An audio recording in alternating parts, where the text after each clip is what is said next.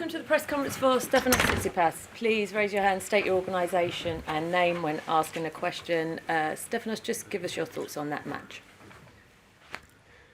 I enjoyed my tennis today. I enjoyed the atmosphere out there.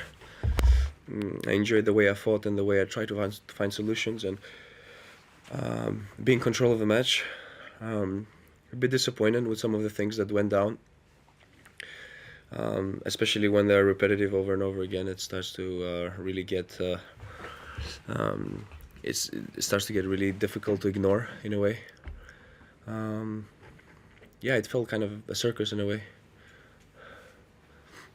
Matt Butterworth, the New York Times. Do you think Nick goes over the line with his behavior on the court? I like what his tennis has to bring to our sport. Like, he's very different, and that's not a bad thing. But I don't think there's been a single match that I played with him that, you know, he was behaving that way. And there comes a point where you really get tired of it, let's say. The constant talking, the constant complaining. I mean, I'm about to serve and there's a big gap there that there's no tennis being played, which is the most important thing in the court. We're there to play tennis. We're not there to have conversations and dialogues with other people,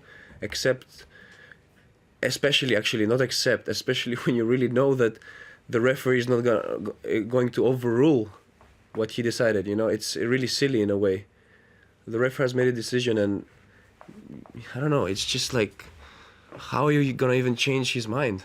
It doesn't work this way. You're there to play tennis. I've had a lot of experience with umpires. Yeah, it's just like frustrating to see that people just get away with that. It's frustrating. Nick Kyrgios here. He said after the match that he loved you and showed some respect for you, but he also during the match said that you should be defaulted for hitting a ball. What did you make of that specific complaint? Look, I have to say it was really bad from my side. I've never done that before, throwing the ball outside the court in that way. I did apologize to the people. I don't know what went through my head that time. I think also his part, you know, with all the all the circus show going on the other side of the net, it started to become very tiring in a way. You know, just like. And that happened. I mean, I didn't hit any people. It did hit the wall, thank God. And for sure, I'm never doing that again. But it's my responsibility for sure. But there was also something that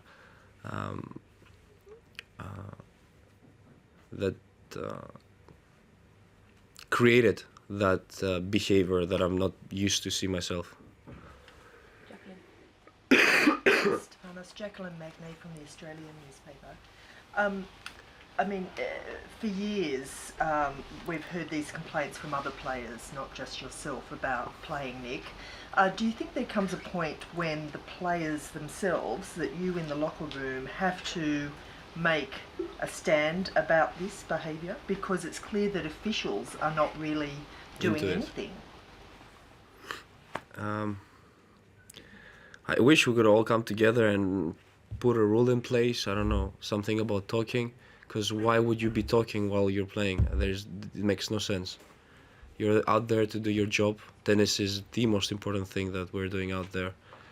And every single point that I played today, I feel like there was something going on the other side of the net. And I'm not trying to be distracted by that, because I know it might be intentional. Because for sure he can play other way. And that's his way of manipulating the opponent and making him feel distracted in a way. There's no other player that does that. There's no other player that is so upset and frustrated all the time with something. It's just, it triggers it so easy and so fast. And I really hope all us players can come up with something and make this a cleaner version of our sport. Have this kind of behavior be not allowed, not accepted, not tolerated, and move on better. I don't know if you were Graphic Magazine stuff. I'm just curious about the point penalty you got, which was a return that you hit into the back wall. Like, how intentional was that from you? Was it just you trying to hit the return, or was it, what did you think of that call? Because you didn't seem to notice it until they announced the score the next game. I was aiming for the body of my opponent, but I missed by a lot. By a lot. Like, it was... Why? It's like you tried to hit him several times. Why? Just to stop. You know? This needs to stop. It's not okay. Like, someone needs to sit down with him and talk, like, or... I don't know what to say. There's frustration behind that, for sure. And I'm not used to play this way. But I cannot just sit there, act like a robot and act like someone that is completely cold and ignorant. And, you know, it has happened up 3-4 times now. Okay, one time I understand, you know. But, like, if it starts happening 2, 3, 4 times, it really gets to your nerves. Because you're out there doing your job and you have noise coming from the other side of the court for no absolute reason. Did you think at the end of the match that maybe you wouldn't have liked to shake hands? I saw you did it, but there was something that went through your mind that he shouldn't deserve me to shake hands with him. And also, once I saw that when you miss-hit a backhand, he shouted, "Good shot!" I mean, do you remember that? What was your reaction? Yeah, it's constant bullying. That's what he does. He bullies his opponents. He was probably a bully at school himself. You don't know what's behind. I don't like bullies. I don't like people that put other people down. He has some good traits in his character as well, but when he also has a very evil side to him, which if it's exposed, it can really do a lot of harm and bad to the people around him.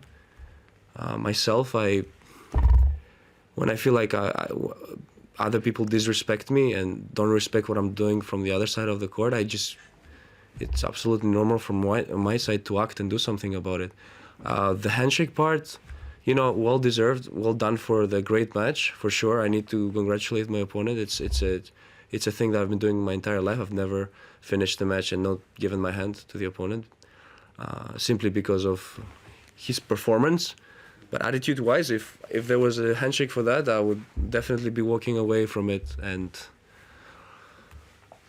that's how it is. It's not correct and it's not acceptable in any way. Can I Do you know just what? ask Sorry, on? no, sorry, we need to take other questions about it. James? Stefanos, you sound quite chesty and sort of coldy. Are you ill? Do you think that contributed to your performance there at all? Have you tested for COVID, for example? I have tested for COVID. It's just a cold. Yeah, it started when I came from Mallorca to here, and yeah, I mean it's still pretty bad. But I really wanted to play Wimbledon, and for me, this tournament means a lot. Okay, we'll take last English shot at the back there. Hi, Stefanos, Catamatica Tennis Podcast. I just wanted to take away the circus tonight, all of that, just about the tennis. What do you think the result would have been?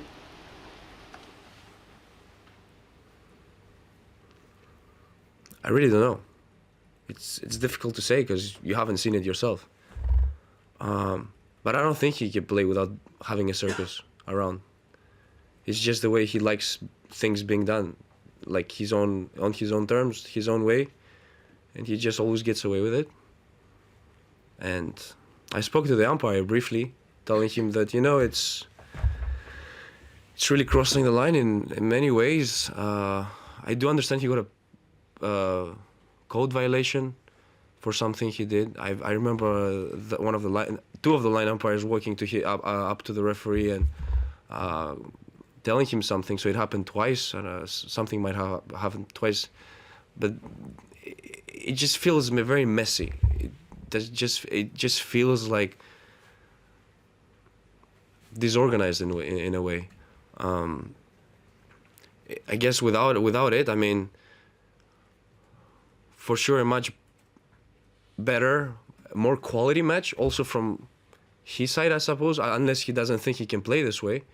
But I think it makes for better tennis playing the way it should be played, the normal way, like we do with every single other opponent that is out on the tour.